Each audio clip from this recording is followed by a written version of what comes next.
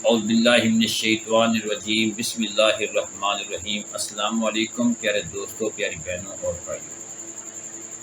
وہ خاموش دشمن جو انسان کے اندر رہتا ہے، نفس امارہ سے نجات، روزمرہ کے سادہ صوفی طریقوں کے ذریعے خواہشات پر قابو پانا۔ اے سال کے راہ حق، انسان جب اپنے دشمن کے بارے میں سوچتا ہے تو اس کے ذہن میں باہر کی دنیا آتی ہے۔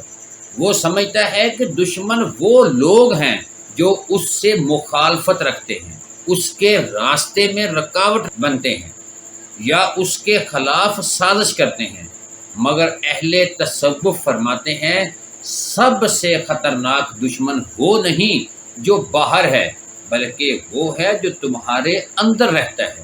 یہی دشمن نفس امارہ ہے۔ قرآن مجید میں حضرت یوسف علیہ السلام کی زبان سے پکارا گیا، فرمایا گیا، بے شک نفس برائی کا بہت حکم دیتا ہے مگر جس پر میرا رب رحم فرما دے۔ نفس امارہ وہ کیفیت ہے جہاں انسان کی خواہشات اس کی عقل اور روح پر غالب آ جاتی ہے۔ یہ انسان کو برائی کی طرف کھینچتا ہے، گناہ کو خوبصورت بنا کر دکھاتا ہے اور آہستہ آہستہ دل کو غفلت میں مبتلا کر دیتا ہے۔ مگر اے سالک، نفس ہمیشہ بڑے گناہوں سے حملہ نہیں کرتا، اکثر یہ چھوٹے دروازوں سے داخل ہوتا ہے، کبھی حسد کی شکل میں، کبھی شہرت اور محبت میں، کبھی غصے میں اور کبھی خود پسندی میں، اور کبھی عبادت کے اندر بھی چھپی ہوئی ریاکاری کی صورت میں۔ صوفیہ فرماتے ہیں شیطان ایک بار دھوکہ دیتا ہے مگر نفس ہر روز آزماتا ہے۔ آج کے دور میں نفس امارہ پہلے سے زیادہ طاقتور ہو چکا ہے، کیونکہ انسان کے پاس خواہشات پوری کرنے کے ذریعے بڑھ گئے ہیں۔ سوشل میڈیا، مسلسل تفریح، شہرت کی دوڑ اور دوسروں سے موازنہ اور ہر وقت مصروف رہنے کی عادت، یہ سب نفس کو طاقت دیتی ہے۔ انسان سمجھتا ہے کہ وہ آزاد ہے، مگر حقیقت میں وہ اپنی خواہشات کا قیدی بن چکا ہوتا ہے۔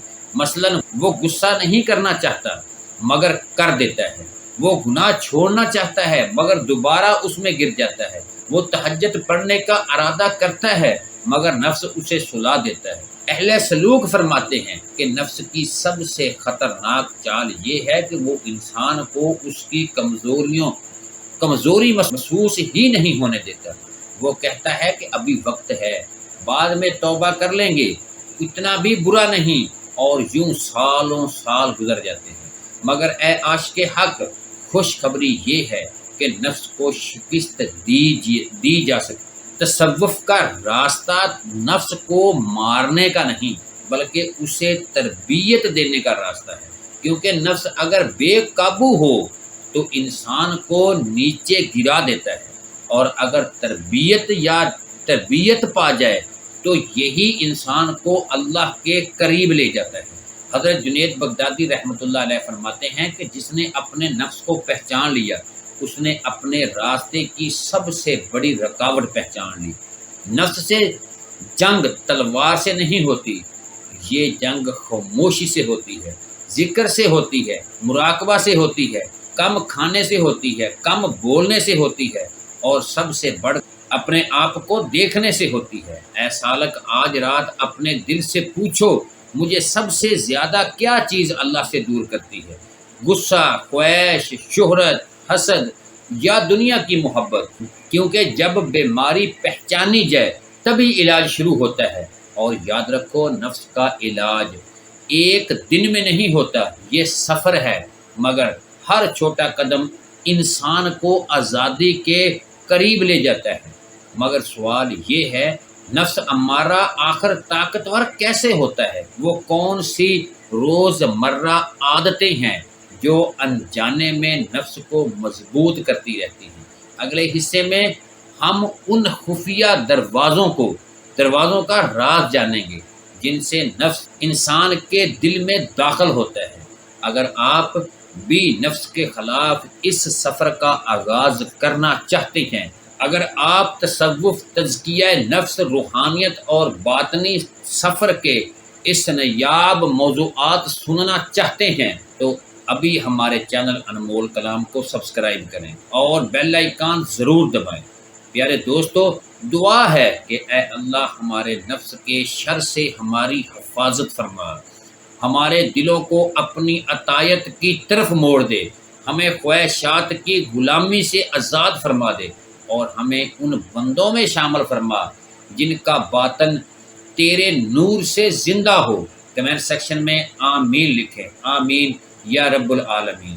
نفس کو طاقت دینے والے خفیہ دروازے، خواہشات دل میں کیسے داخل ہو؟ اے سال کے راہ سلوک، پچھلے حصے میں ہم نے جانا کہ نفس امارہ انسان کا وہ اندرونی دشمن ہے جو اسے آہستہ آہستہ اب اللہ سے دور کر دیتا ہے۔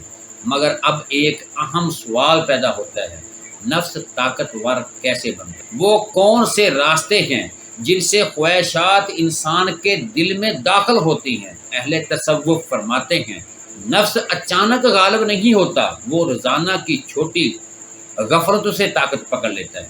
یعنی انسان ایک دن میں نہیں گرتا، وہ آہستہ آہستہ کمزور ہوتا ہے۔ جیسے لوہے کو زنگ اچانک نہیں لگتا، ویسے ہی دل بھی ایک دم تاریک نہیں ہوتا۔ نفس کے سب سے بڑے دروازوں میں پہلا دروازہ گناہ۔ آنکھ صرف دیکھتی ہے، دل کو خوراک بھی دیتی ہے۔ جو چیزیں انسان بار بار دیکھتا ہے وہ آہستہ آہستہ اس کی خواہش بن جاتی ہے۔ آج سوشل میڈیا ویڈیوز مسلسل اور دوسروں کی زندگیوں کو دیکھنے کی عادت نے انسان کے اندر ایک نئی بے چینی پیدا کر دی ہے۔ وہ دوسروں کی کامیابی دیکھ کر حسد کرنے لگتا ہے، دوسروں کی زندگی دیکھ کر اپنی نعمتوں کو بھول جاتا ہے۔ تو کیا فرماتے ہیں، غلط گناہ صرف گناہ نہیں، دل کی سمت بھی بدل دیتی ہے۔ دوسرا دروازہ زبان ہے۔ بعض لوگ سمجھتے ہیں کہ نفس صرف شہوات سے حملہ کرتا ہے، نہیں، کبھی وہ زبان کے ذریعے دل کو خراب کرتا ہے۔ فضول گفتگو، غیبت، طنز، شکایات، ہر وقت بولتے رہنا، یہ سب نفس کی طاقت دیتا ہے، یہ سب نفس کو طاقت دیتے ہیں۔ اہل سلوک کم بولتے ہیں کیونکہ وہ جانتے ہیں کہ خاموشی میں دل زندہ ہوتا ہے۔ حضرت باجدید بستانی رحمۃ اللہ علیہ فرماتے ہیں جتنا انسان اپنی زبان آزاد کرتا ہے اتنا دل قید ہوتا جاتا ہے۔ تیسرا دروازہ پیٹ ہے۔ یہ بات سن کر بہت لوگ حیران ہوں گے، مگر صوفیہ ہمیشہ خوراک پر زور دیتے ہیں۔ کیوں؟ کیونکہ زیادہ کھانا صرف جسم کو نہیں، نفس کو بھی طاقت دیتا ہے۔ جب پیٹ بھرا ہوا ہو تو عبادت بھاری لگتی ہے، نیند آتی ہے، دماغ سست ہو جاتا ہے، ذکر میں لذت کم ہو جاتی ہے۔ اسی لیے اہل تصوف کہتے ہیں بھرا ہوا پیٹ کبھی بیدار دل پیدا نہیں کرتا۔ یہی وجہ ہے کہ روز صرف عبادت نہیں، نفس کی تربیت بھی ہے۔ چوتھا دروازہ تعریف کی محبت ہے۔ یہ نفس کی سب سے پوشیدہ چال ہے۔ انسان چاہتا ہے کہ لوگ اس کی تعریف کریں، اسے کم سمجھیں، اسے اہم سمجھیں، اس کی بات مانیں، اور جب ایسا نہیں ہوتا تو دل بے چین ہو۔ یہی وہ مقام ہے جہاں نفس عبادت کو بھی ریا میں بدل دیتا۔ انسان نیکی اللہ کے لیے نہیں، لوگوں کی نظر کے لیے کرنے لگتا ہے۔ اے سالک حق، یاد رکھو، نفس صرف گناہوں میں نہیں، نیکیوں کے اندر بھی چھپ سکتا ہے۔ پانچواں دروازہ غفلت ہے۔ یہ سب سے خطرناک ہے۔ جب انسان ذکر چھوڑ دیتا ہے، اپنے دل کو دیکھنا چھوڑ دیتا ہے، اپنی غلطیوں پر غور کرنا چھوڑ دیتا ہے، یہ نفس آہستہ آہستہ اس کے اندر جگہ بنا لیتا ہے۔ اہل معرفت فرماتے ہیں جس دل میں ذکر کم ہو جائے وہاں نفس کی آواز بند ہو جاتی ہے۔ مگر اے عاشق حق، خوشخبری یہ ہے کہ جس طرح نفس کے دروازے ہیں ویسے ہی ان کے تالے بھی ہیں۔ نگاہ کا تالا حیا ہے، زبان کا تالا خاموشی ہے، پیٹ کا تالا اعتدال ہے، بھوک ہے، روزہ ہے، دل کا تالا ذکر ہے، اور نفس کا تالا مراقبہ ہے۔ آج رات صرف 5 منٹ خاموش بیٹھو، آنکھیں بند کرو، اپنی سانسوں کو محسوس کرو، دل سے صرف اتنا کہو، یا اللہ مجھے میرے نفس سے بچا لے۔ شاید یہی لمحہ ہمارے سفر کی ابتدا بن جائے، کیونکہ نفس کو شکست شور سے نہیں، خاموشی سے ملتی ہے۔ مگر اے سالک کیا صرف نفس کو پہچان لینا کافی ہے، یا پھر صوفیہ کے پاس ایسے عملی طریقے بھی ہوتے ہیں جن سے وہ خواہشات پر قابو پاتے ہیں؟ اگلے حصے میں ہم روز مرہ کے ان سادہ مگر طاقتور صوفی طریقوں کا راز جانیں گے جن سے نفس کمزور ہو سکتا ہے، کمزور ہونے لگتا ہے۔ اگر آپ بھی اپنے نفس کے دروازے بند کرنا چاہتے ہیں تو کمنٹ میں لکھیں یا اللہ میرے دل کی حفاظت فرما۔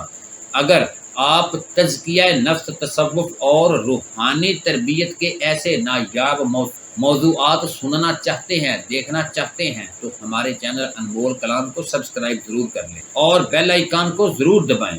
دعا ہے یا اللہ ہماری نگاہوں کو پاک فرما، ہماری زبان کو ذکر سے زندہ کر دے، ہمارے دلوں کو غفلت سے بچا لے اور ہمیں نفس کی چالوں سے محفوظ فرما۔ آمین یا رب العالمین وما علینا الا البلاغ۔